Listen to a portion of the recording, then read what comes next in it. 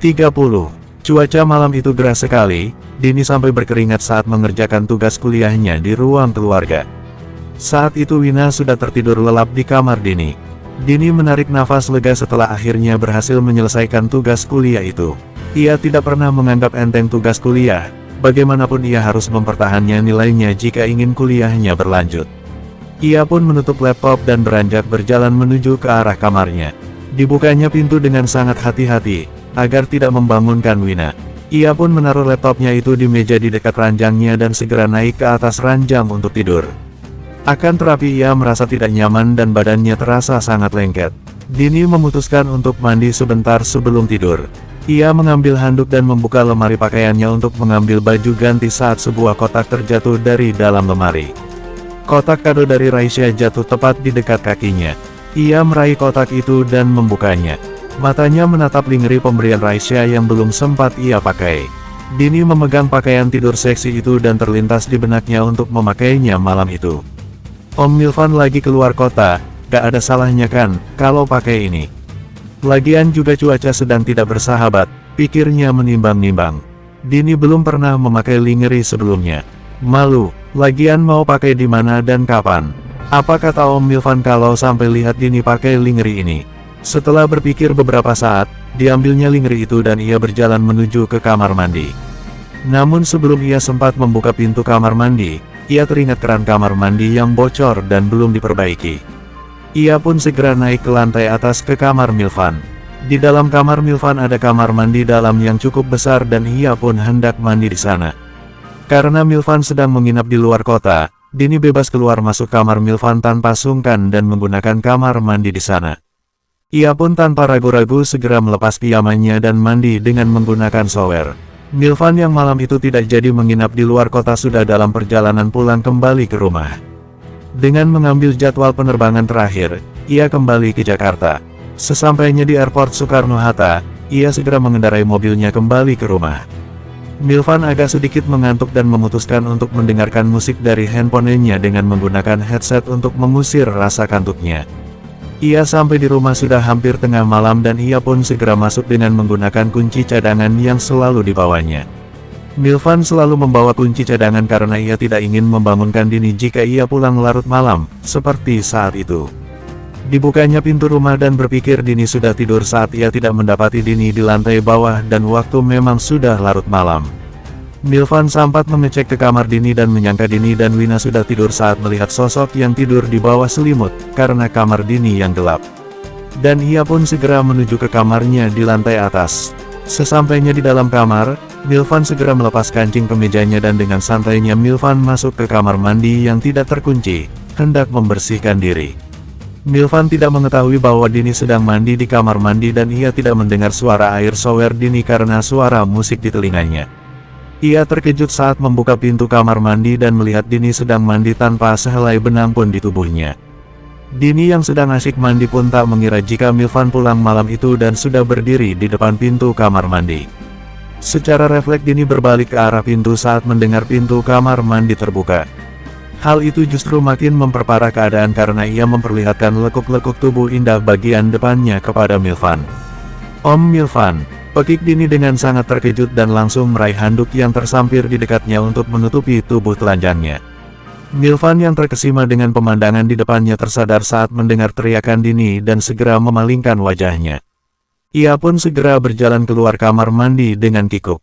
Keringat dingin membasahi keningnya. Aduh, kenapa jadi begini? Sergah Milvan di dalam hati, sambil melepas earphone-nya. Dahinya berkeringat dan tangannya menjadi dingin. Kenapa juga Dini mandi malam-malam di kamar gue? Mana nggak dikunci lagi pintunya? Hade, ada-ada aja, gerutunya dalam hati. Dini yang syok melihat kedatangan Milvan, langsung mengeringkan badannya dan hendak memakai lingerie hitam yang tadi dibawanya. Namun Dini mengurungkan niatnya saat memandang pakaian tidur yang minim itu, dan memakai kembali piyama yang tadi dipakainya sebelum mandi. Aduh, kenapa Om Milvan tahu-tahu pulang? Katanya nginep. Tahu gini nggak mandi tadi. Sesal Dini yang merasa malu karena Milvan melihat tubuhnya yang tanpa sehelai benang pun. Ia sangat yakin Milvan melihatnya dengan jelas, karena lampu kamar mandi sangatlah terang. Dini pun berjalan mondar-mandir di dalam kamar mandi sambil mengutuki dirinya sendiri dan mencoba menenangkan diri. Setelah beberapa saat akhirnya Dini pun keluar dari dalam kamar mandi dengan wajah tertunduk. Ternyata Milvan pun sedang mondar-mandir dengan tidak tenang di dekat ranjangnya saat Dini keluar dari kamar mandi. Pandangan mereka bertemu sesaat, sebelum akhirnya mereka berdua memalingkan wajah karena malu dan tanpa bisa berkata-kata. Dini dengan wajah memerah segera berlari keluar dari kamar Milvan dengan menunduk. Ia benar-benar merasa malu dengan apa yang baru saja terjadi dan tanpa sadar ia menjatuhkan lingerie hitamnya. Milvan yang melihat Dini menjatuhkan sesuatu hendak memanggil Dini, namun diurungkan niatnya karena ia pun masih sangat malu dan belum bisa mengontrol dirinya sendiri. Dini pun berlalu dari kamarnya. Milvan mengangkat benda hitam yang jatuh di lantai dan ia menelan ludah saat menyadari bahwa benda itu adalah sebuah lingerie yang sangat seksi. Benaknya langsung membayangkan Dini mengenakan lingerie itu dan membuatnya sangat gelisah dan panas. Malam itu Milvan dan Dini tidak bisa tidur. Dini gelisah karena merasa malu karena Milvan telah melihatnya tanpa busana, sedangkan Milvan pun terbayang-bayang tubuh indah Dini yang dilihatnya tadi. Belum lagi lingerie seksi yang ditinggalkan Dini membuatnya menghayalkan yang tidak-tidak. Sialan, umpat Milvan yang tidak bisa menghapus apa yang dilihatnya dari ingatannya. Bagaimanapun juga Milvan adalah lelaki normal yang memiliki hasrat. Dan malam ini, hasratnya sulit dikendalikan. Bukan kali pertama ia merasakan hal ini terhadap Dini, akan tetapi ia selalu berusaha untuk menekannya, karena ia ingin menunggu hingga mereka berdua siap dan yakin dengan perasaan mereka. Akan tetapi malam ini tampaknya sangatlah sulit baginya menekan emosi dan hasratnya. Ia berusaha memejamkan matanya, namun si junior tidak bisa diajak kompromi apapun usaha yang ia lakukan untuk mengalihkan perhatiannya dari apa yang dilihatnya tadi. Sial, sial, umpat Milvan sambil menutup wajahnya dengan bantal. Akhirnya ia pun berjalan ke kamar mandi, dan menyelesaikannya di sana. Bersambung, 31. Pagi hari saat subuh, Milvan terbangun seperti biasanya, dan ia pun langsung bersiap-siap untuk berangkat ke masjid. Milvan turun ke lantai bawah, dan berhenti di depan kamar Dini. Setiap hari ia selalu membangunkan Dini untuk sholat subuh. Namun tidak seperti biasanya, ia tertegun dan ragu untuk mengetuk kamar Dini. Saat tangannya hampir menyentuh daun pintu, ia mendengar suara dari dalam kamar Dini, dan ia pun mengurungkan niatnya untuk mengetuk pintu. "Din, kamu udah bangun?" tanya Milvan. Dini yang baru terbangun dari tidurnya dan hendak beranjak keluar kamar, terkejut mendengar suara Milvan. Sudah om," jawab Dini dengan gugup. Ia memilih tetap di dalam kamar dan tidak berani membuka pintu kamarnya untuk berhadapan langsung dengan Milvan. Milvan menghela nafas lega, saat mengetahui Dini sudah bangun. "Om, pergi ke masjid dulu ya," ujarnya lagi dari depan kamar Dini. "Iya om," jawab Dini singkat masih tidak membuka pintu kamar. Tak lama Dini mendengar langkah kaki Milvan berjalan menjauhi pintu kamarnya, kemudian suara pintu depan rumah dibuka dan ditutup. Dini menarik nafas lega, tidak harus bertatap muka dengan Milvan. Ia pun segera membangunkan Wina dan mereka berdua pun sholat berjamaah. Milvan turun dari lantai atas dan mendapati Dini sedang memasak di dapur dan Wina sedang duduk di bangku meja makan. "Pagi Wina," sapa Milvan sembari mengelus rambut adik iparnya itu dan tersenyum. "Pagi om," jawab Wina yang memanggil Milvan dengan panggilan om, karena ia merasa canggung memanggil Milvan dengan sebutan mas, mengingat perbedaan usia mereka yang cukup jauh. "Din," sapa Milvan dengan kikuk sambil mencuri pandang ke arah Dini. Dini tersenyum dan mengangguk dengan sama kikuk. "Ini, jatuh tadi malam," ujar Milvan sambil menaruh sebuah paper bag di meja dapur. Ia kemudian duduk di meja makan dan menyibukkan diri dengan handphonenya. "Jatuh tadi malam," Dini merasa heran dengan paper bag yang dibawa Milvan. Ia pun mengambil paper bag itu dan melihat ke dalam. Betapa terkejutnya ia saat melihat di dalamnya adalah lingerie yang semalam tidak jadi ia pakai. "Kok bisa ada di Mas Milvan?" tanyanya dalam hati, dan tiba-tiba ingatannya kembali ke kejadian tadi malam, dan wajahnya langsung terasa hangat. Cepat-cepat dimasukkannya kembali baju itu ke dalam paper bag, membawanya ke kamar, kemudian kembali meneruskan memasak. Namun seberapapun ia berusaha untuk tidak gugup, ia tetap terlihat sangat kikuk dan merasa ruangan menjadi sangat panas. Ia tidak berani menatap Milvan yang tengah duduk di samping Wina, menunggunya selesai memasak. Mereka berdua saling diam. Wina yang melihat kakaknya sudah hampir selesai memasak, menghampiri Dini hendak membantunya menyiapkan sarapan mereka di meja makan. "Mbak, kenapa? Sakit iya? Kok muka Mbak merah?" tanya Wina yang tak sengaja melihat wajah Dini yang memerah karena malu. Milvan yang mendengar ucapan Wina, langsung melihat ke arah Dini. "Kamu sakit, Din?" tanya Milvan dengan nada khawatir sambil melihat ke arah Dini. Dini pun langsung membalikkan badan, tidak ingin Milvan melihat ekspresi wajahnya. "Enggak Om," ujarnya sambil menyembunyikan wajahnya yang terasa hangat. Ia berpura-pura membereskan dapurnya, mengelap meja dapur dan menaruh kembali bumbu dapur yang telah selesai ia pakai di tempatnya kembali. Milvan tertegun. Ia tak sempat melihat ekspresi wajah Dini, dan ia pun segera berdiri, khawatir jika Dini sakit. Milvan membalikkan tubuh Dini ke arahnya dan menemukan wajah Dini yang memerah. Dini yang terkejut dengan kehadiran Milvan di hadapannya, segera memalingkan wajah. Milvan yang melihat wajah Dini yang tersipu dan memerah pipinya pun merasa geli. Namun Milvan berusaha menahan senyum gelinya, ia tidak ingin menyakiti perasaan Dini. "Kita makan dulu," ujar Dini sambil berjalan menjauhi Milvan menuju meja makan, dan menaruh piring yang dibawanya ke atas meja. Milvan pun kembali ke meja makan tanpa berbicara, namun melirik beberapa kali ke arah Dini. Mereka pun makan dalam diam, hanya terdengar suara Wina yang sekali-kali berbicara. "Om, Wina berangkat dulu," ujar Wina saat Mang Uday datang untuk mengantarkannya sekolah. "Iya Nin, hati-hati di jalan ya," ujar Milvan sembari berdiri mengantarkan Wina ke depan rumah. Begitu pula Dini berjalan mengantar Wina ke depan rumah. "Mang, tolong hati-hati ya," ujar Milvan kepada Mang Uday yang menunggu Wina sambil duduk di atas motornya. "Iya Pak Milvan," jawab Mang Uday dengan sopan. Ia dan Wina pun segera berangkat. "Dini mau ke kampus bareng Om?" tanya Milvan setelah motor Mang Uday menghilang dan mereka berdua berjalan masuk ke dalam rumah. "Iya Om, Dini, ambil tas dulu sebentar," ujar Dini, kemudian berjalan ke kamarnya untuk mengambil tas dan keperluan kuliah lainnya. Milvan keluar dan menghidupkan mesin mobilnya, setelah ia mengambil tas kerjanya, kemudian menunggu Dini di dalam mobil. Tak seberapa lama Dini pun duduk di dalam mobil dan mereka pun berangkat. "Din, soal tadi malam, Om minta maaf," ujar Milvan saat mereka sudah sampai di halaman kampus dan Milvan menepikan mobilnya. "Om, enggak," ujar Milvan, namun dipotong oleh ucapan Dini, "Enggak usah diomongin Om." Dini malu.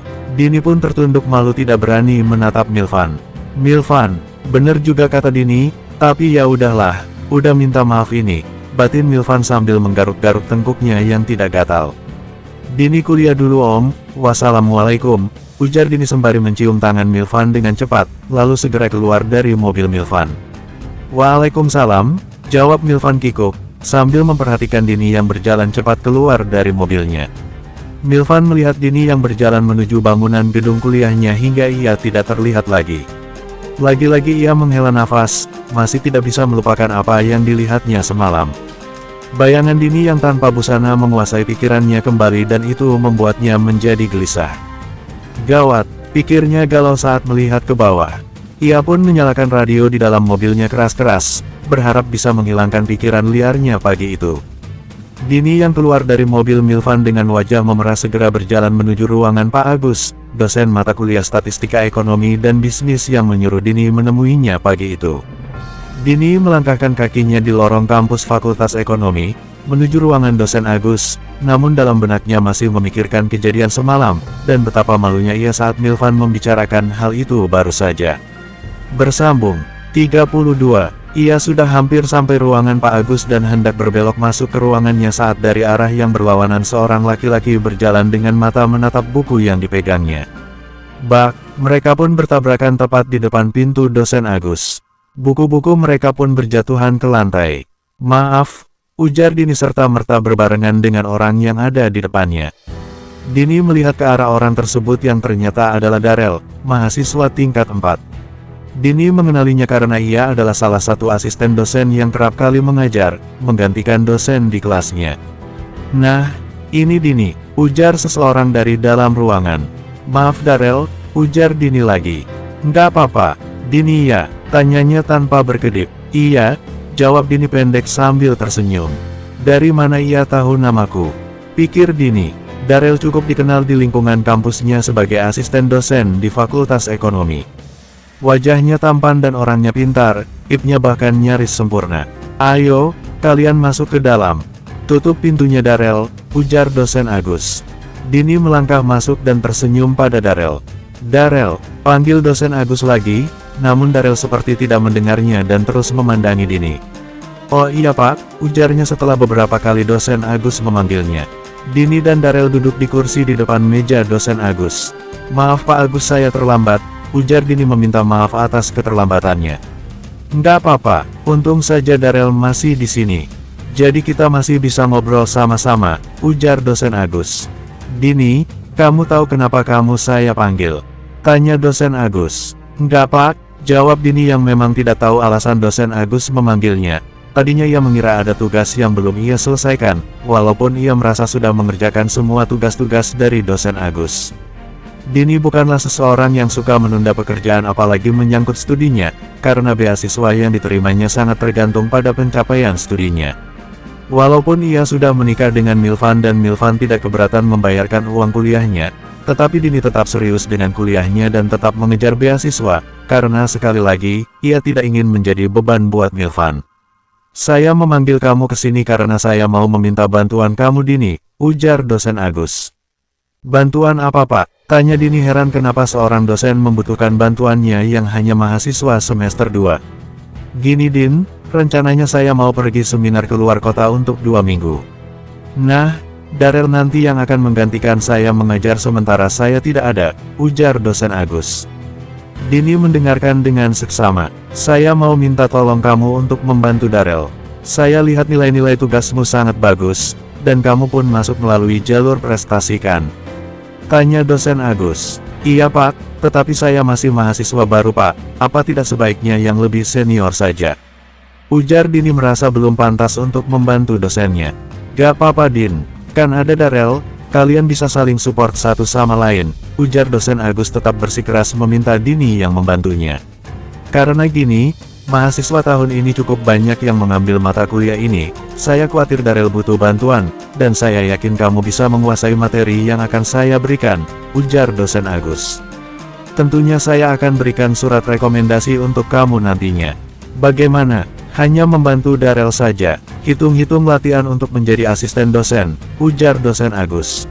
"Mungkin ada baiknya dicoba, toh ada Darel, aku hanya membantu saja," pikir Dini. "Baik Pak, akan saya coba," ujar Dini akhirnya.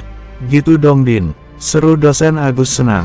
"Nah, ini jadwal dan materi yang harus disampaikan minggu depan selama saya pergi. Kalian bisa diskusikan bersama-sama nanti," ujar dosen Agus. Dini dan Darel keluar dari ruang dosen Agus setelah menerima pesan-pesan dari dosen itu. "Din, kamu ikut mata kuliah apa aja? Kok aku baru lihat kamu ya?" tanya Darel. "Gitu ya, padahal aku udah beberapa kali hadir di kuliah kamu Darel," ujar Dini tertawa. "Maklumlah aku kan gak populer seperti Darel, pantas saja ia tidak mengenali aku," pikir Dini. "Masa sih Din?" tanya Darel hampir tidak percaya. "Masa gue nggak ada mahasiswi secantik dia?" pikir Darel, merasa bodoh tidak pernah memperhatikan Dini sebelumnya. Darel biasanya hafal mahasiswi-mahasiswi cantik yang pernah hadir di kelasnya. Tetapi Dini kenapa seperti baru lihat ya? Tanyanya dalam hati. "Din, minta no HP-mu dong," pinta Darel. Dini memberikan nomor handphonenya dan tak seberapa lama Darel memiss call Dini.